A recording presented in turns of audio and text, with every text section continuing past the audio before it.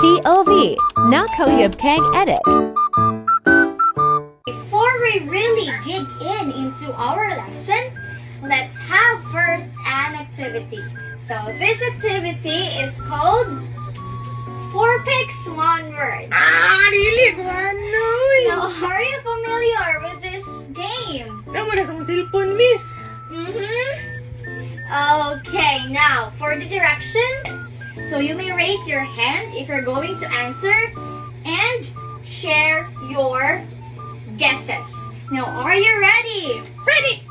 Kindly show me a thumbs up if you're ready. Okay, very good. Now, for the first picture, what is it? Editorial. Very good. So that's editorial. Next picture. What is it? Cartoon. Another hand, please. Another hand. Yes? Cartoon. Yes, very good. So it is cartoon. Okay, so figure out the words editorial and cartoon. Alisudan, misoy English pag yun. You can see it already in the TV.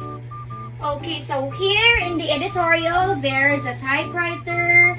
There's a Nakikinig ako. Pero bakit hindi ko maintindihan?